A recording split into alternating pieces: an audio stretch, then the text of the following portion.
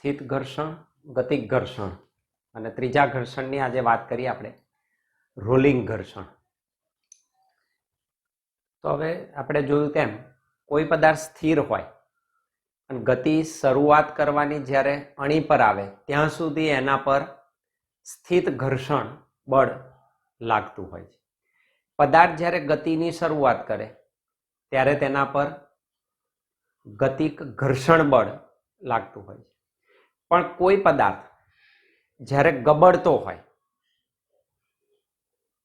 ગોળો છે, તકતી છે, સરક્યા સિવાય જ્યારે કોઈ પદાર્થ ગબડતો હોય તો એના ઉપર, આવા પદાર્થ ઉપર ના તો સ્થિત ઘર્ષણ કે ના તો ગતિક ઘર્ષણ લાગતું હોય એવું કહી શકાય. કારણ સંપર્કમાં રહેલી સપાટીનો નાનો ભાગ નીચેની સપાટી સાથે ક્ષણિક સ્થિર રહેતો હોય છે. તો તેવા સમયે આપેલા પદાર્થ પર લાગતા ઘર્ષણને આપણે રોલિંગ ઘર્ષણ તરીકે ઓળખીએ છીએ. એટલે કે જ્યારે કોઈ પદાર્થ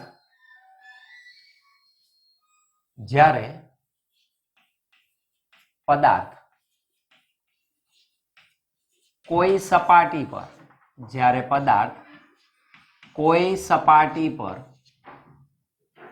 ગબડતો હોય ત્યારે જ્યારે પદાર્થ કોઈ સપાટી પર ગબડતો હોય ત્યારે તેના પર સ્થિત ઘર્ષણ બળ કે ગતિક ઘર્ષણ બળ લાગતું નથી.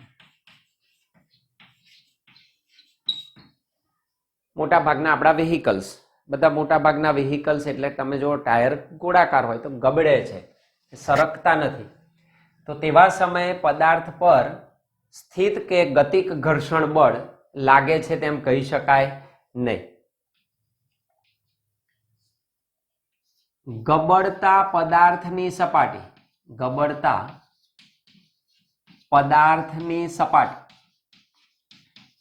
જે પદાર્થ ગબડી રહ્યો છે એની સપાટી અને જે સપાટી ઉપર ગબડી રહ્યો છે આપેલ સપાટી, ગબડતા પદાર્થની સપાટી અને આપેલ સપાટી વચ્ચે ઉદ્ભવતા ઘર્ષણ બળને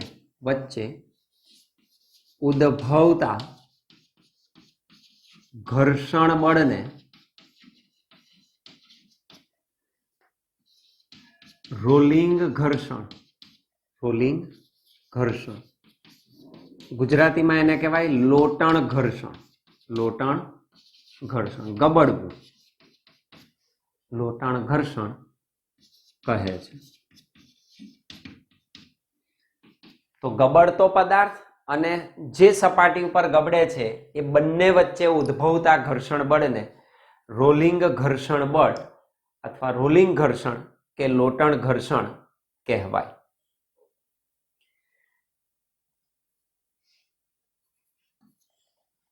આ જે રોલિંગ ઘર્ષણ મળે એનું મૂલ્ય સ્થિત ઘર્ષણ અને ગતિક ઘર્ષણ કરતા કેવું હોય? ઓછું હોય છે. રોલિંગ ઘર્ષણનું મૂલ્ય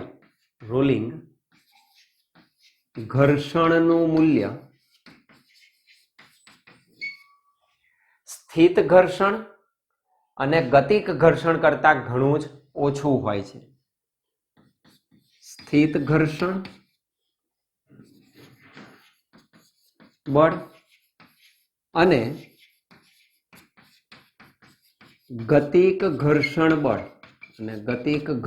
બળ ના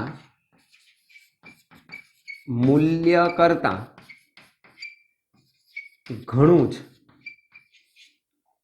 ઓછું હોય છે.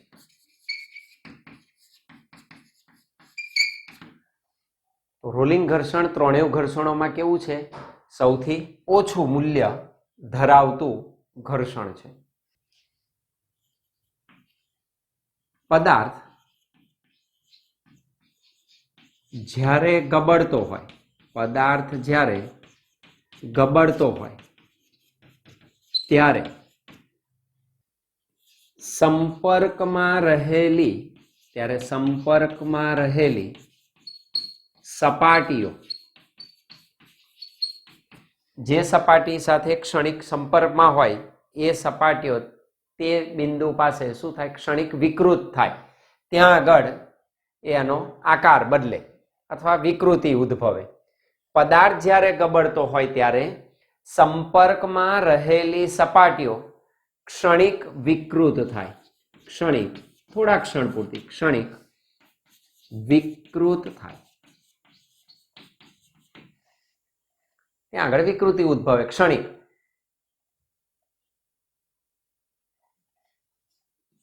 તેથી સપાટી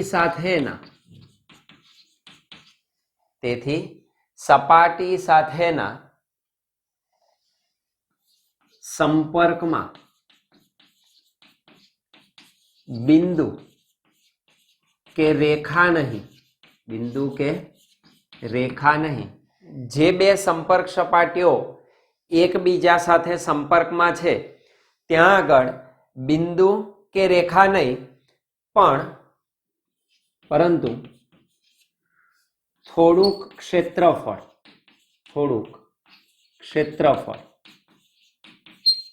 શું થાય છે? ભાગ ભજવે છે. એ પોઈન્ટ કે રેખા તરીકે નહીં પરંતુ થોડુંક ક્ષેત્રફળ હોય છે. ત્યાં આગળ થોડુંક ક્ષેત્રફળ રોકાય. તેથી જે સંપર્ક સપાટીઓ છે એ સંપર્ક સપાટીઓ પાસે સંપર્ક બળનો એક સમાંતર ઘટક સાપેક્ષ ગતિનો શું કરે છે? વિરોધ કરે છે. તેથી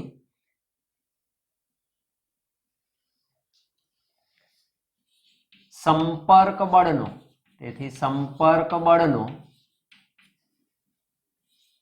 સપાટીને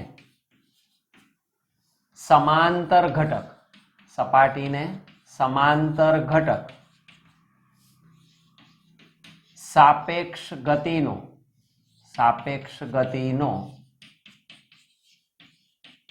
વિરોધ કરે છે.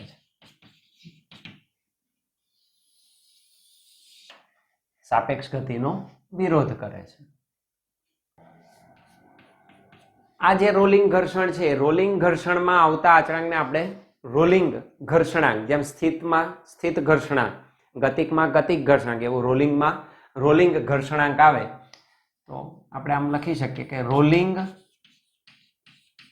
ઘર્ષણ પણ લંબ બળના સમપ્રમાણમાં હોય છે.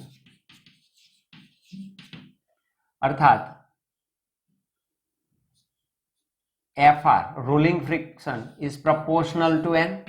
That means rolling friction is equal to mu R N. FR is equal to mu R N. અહીં mu R ને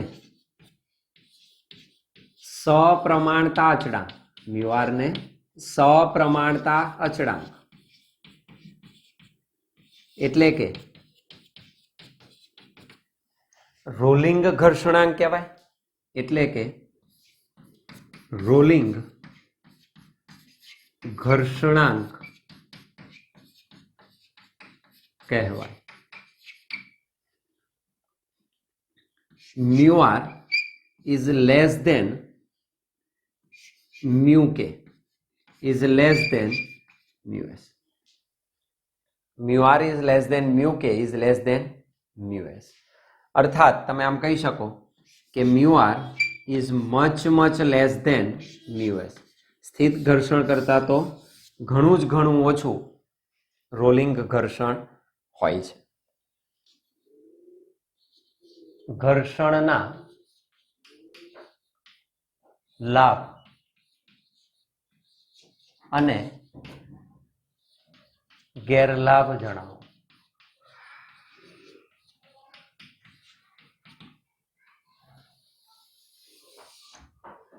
ઘર્ષણના લાભ અને ગેરલાભ. દરેક બાબતના ફાયદા પણ હોય અને ગેરફાયદા પણ હોય. તો ઘર્ષણ ઉપયોગી પણ હોય અને ઉપયોગી ન પણ હોય. તો આપણે એના લાભ પણ જણાવીશું અને એના ગેરલાભ પણ જોઈશું. સૌથી પહેલા એના લાભ. ઘર્ષણના લાભ.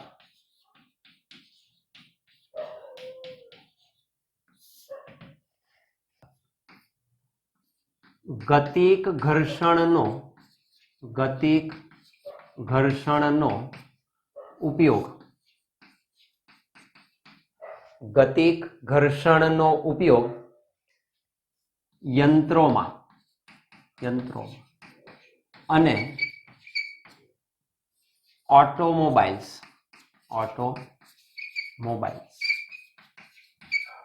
માં. ગતિક ઘર્ષણનો ઉપયોગ યંત્રોમાં અને ઓટોમોબાઈલ્સમાં બ્રેકમાં થાય છે.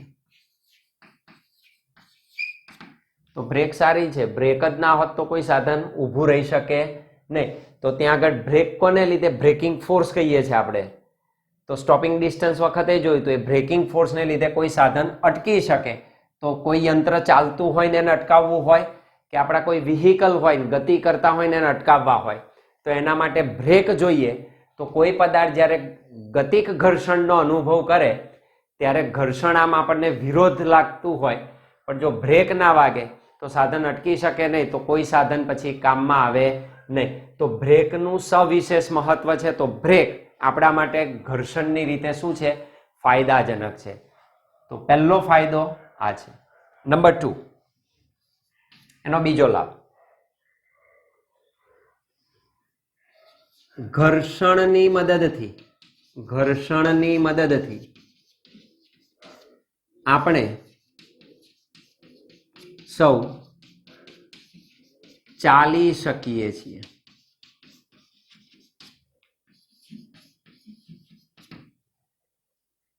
કેળાની છાલ પડી હોય ને પગ ઉપર આવી જાય તો કયો અહેસાસ થાય એ આપણને ચાલવા ઉપરથી ખબર પડે. ચાલી શકીએ એવું નહીં, દોડી શકીએ છીએ. બરાબર, બધું જ અંદર આવી જાય દરેક જણ. તો એ ઘર્ષણને લીધે આપણે કારણ કે ચાલતા હોય અને મારે અહીં અટકી જવું તો હું અટકી ગયો. કારણ નીચેના પગની નીચેનું તળિયું અને નીચેની સપાટી વચ્ચે શું થાય? સાપેક્ષ ગતિનો વિરોધ કરતું બળ ઉદ્ભવે જેને કારણે આપણે અટકી શકીએ અથવા તો આગળ વધી શકીએ. કારણ કે ત્યાં ન્યૂટનનો ત્રીજો નિયમ આવે. એક પગ વડે તમે પાછળ ધક્કો મારો તો તમે આગળ જઈ શકો. તો ત્યાં આગળ ઘર્ષણનો ઉપયોગ આવે છે. એટલે ચાલવા માટે કોની મદદ જરૂરી છે? ઘર્ષણની મદદ આવશ્યક છે. વાહનના ટાયર અને રસ્તાની સપાટી વચ્ચેનું ઘર્ષણ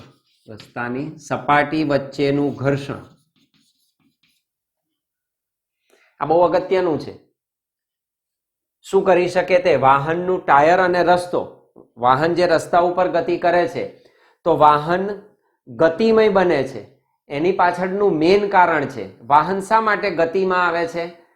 તો વાહનની ગતિ, એની પ્રવેગી ગતિ, એના ઉપર જે બાહ્ય ફોર્સ લાગે છે અને પરિણામે આગળ પ્રવેગિત થાય છે. તો એમાં સૌથી મહત્વનું છે વાહનના ટાયર અને રસ્તાની સપાટી વચ્ચેનું ઘર્ષણ.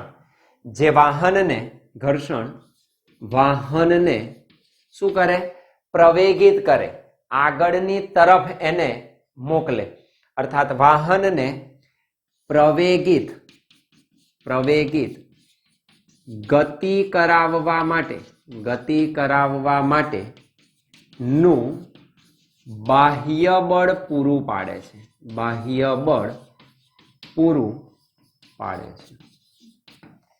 તો વાહનના ટાયર અને રસ્તાની સપાટી વચ્ચેનું ઘર્ષણ એ બાહ્ય બળ પૂરું પાડવામાં, પદાર્થને પ્રવેગિત કરવામાં વાહનને પ્રવેગિત કરવાના બહુ જ મહત્વનો ભાગ ભજવે છે.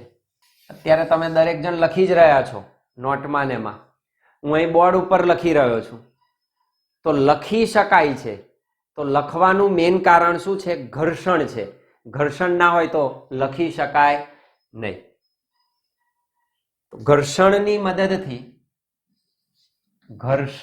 મદદથી કાગળ પર લખી શકાય. અહીં કોઈ સ્મૂધ સપાટી લઈ લો, એકદમ સ્મૂધ, ને એના ઉપર લખવાની કોશિશ કરે તો ના લખી શકાય. તો એ ઘર્ષણ જેટલું હોય એના આધારે તમે સરળતાથી લખી શકો. તો એ પણ આપણા માટે ફાયદાજનક છે. તો અમુક ફાયદાઓ આપણે અત્યારે લખ્યા, ઘણા બધા તમે લખી શકો, પણ આ મેઇન છે કે જેમાં આપણને મોટા ભાગે ઘણો ખ્યાલ આવી શકે.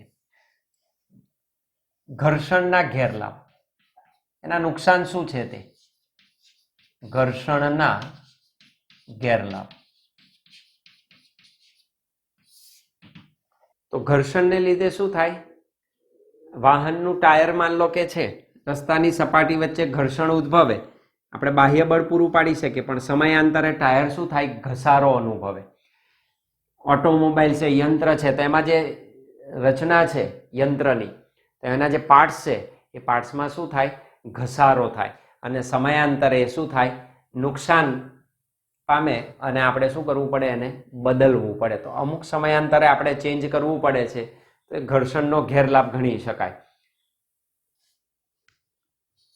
વાહનના ટાયર અને યંત્રોના ભાગોમાં ઘસારો લાગે છે. વાહનના ટાયર અને યંત્રોના ભાગોમાં ઘસારો લાગે છે, એટલે કે ઘસાય છે. નંબર 2, રોજબરોજના જે આપણા છે, માન લો ચંપલ, શૂઝ પહેર્યા હોય, તો એ ચંપલ જે છે તે રોજબરોજના જીવનમાં ચંપલ, કપડાં, પહેરવેશની વસ્તુ, કપડાં વગેરે શું થાય છે? ઘસારો અનુભવે છે. વગેરે ઘર્ષણને કારણે જ ઘસાય છે. કપડા દરરોજ આપણે શું કરવા પડે? ધોવા પડે. ચંપલ શું કરવા પડે? આપણે રોજ પહેરીને બહાર નીકળીએ છીએ, તો એમાં ઘસારો આવે, અમુક સમય પછી એને બદલવા પડે. તો એ ઘર્ષણને કારણે એમાં ઘસારો ઉદ્ભવે છે. તો એ પણ ગેરલાભ છે. યંત્રોમાં જુદા જુદા ભાગોમાં સાપેક્ષ ગતિ ઉદ્ભવે, જેને લીધે એ સાપેક્ષ ગતિનો વિરોધ કરતા ઘર્ષણને લીધે પાવર જે છે આપણો એ વ્યય પામે. કોના સ્વરૂપે? ઉષ્મા ઉર્જા સ્વરૂપે. કોઈ વાહન ગતિ કરતું હોય અને અમુક સમય પછી તમે જુઓ એના ટાયરને અડકવાની કોશિશ કરો તો ટાયર ગરમ લાગે, કારણ કે ઘર્ષણને લીધે શું થયું? ઉષ્મા ઉર્જા સ્વરૂપે ઉર્જાનો શું થાય? વ્યય થાય, જે ઘસારો ઉત્પન્ન કરે. એ જ રીતે મશીનોના જે પાર્ટ્સ છે, યંત્રોમાં જુદા જુદા ભાગો જે છે એમની ભાગોની વચ્ચે સાપેક્ષ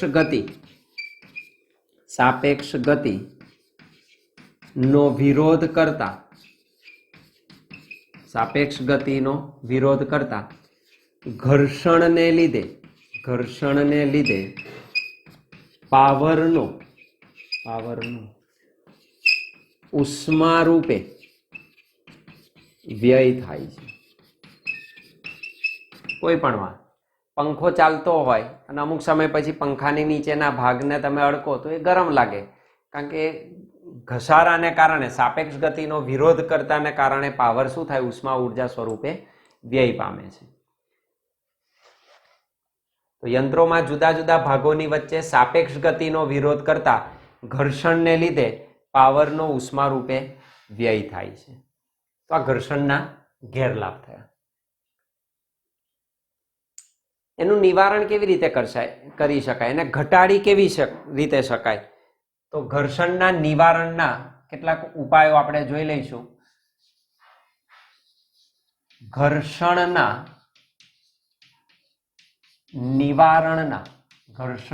નિવારણના ઉપાયો જણાવો. શું કરીએ તો ઘર્ષણ ઘટાડી શકાય? આપણે જાણીએ છીએ કે કોઈ સાધન તમે વ્હીકલ વાપરતા હોય તો એમાં આપણે લુબ્રિકન્ટનો ઉપયોગ કરીએ છીએ. ઊંજણ તરીકે આપણે ઓઇલનો ઉપયોગ કરીએ છીએ. તો ઊંજણ મૂકવું પડે.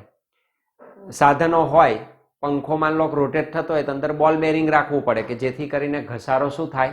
ઓછો થાય. બારી બારણાને જે ખોલ બંધ કરવાના સાધનો હોય તો વચ્ચે આપણે ગ્રીસ કે ઊંજણ મૂકવું પડે કે જેથી કરીને એમાં ઘસારો શું થાય? ઓછો પહોંચે. તો એ ઘર્ષણના નિવારણના વિવિધ શું છે?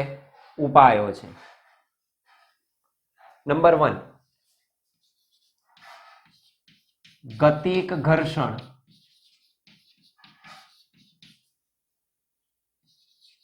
ઘટાડવા માટે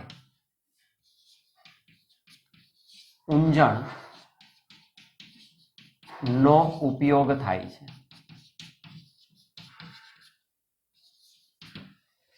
ગતિક ઘર્ષણ ઘટાડવા માટે ઊંજણ નો ઉપયોગ થાય છે. શું હોઈ શકે ઊંજણ તરીકે? દાખલા તરીકે ગ્રીઝનો ઉપયોગ કરીએ છીએ. કોઈ પ્રકારનું ઓઇલ, તૈલી પદાર્થ લેવો પડે. સાબુનો ઉપયોગ કરી શકાય. ગ્રીઝ, ઓઇલ, સાબુ વગેરેનો આપણે ઊંજણ તરીકે ઉપયોગ કરી શકીએ. નંબર 2, બોલ બેરિંગ્સનો ઘર્ષણ ઘટાડા તરીકે ઉપયોગ થાય છે.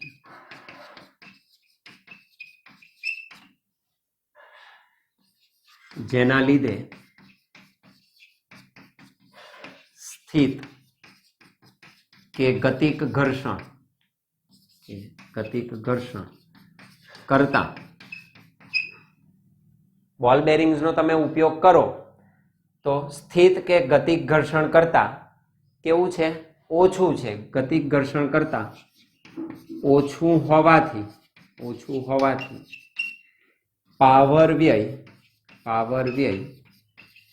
ઘટાડી શકાય છે.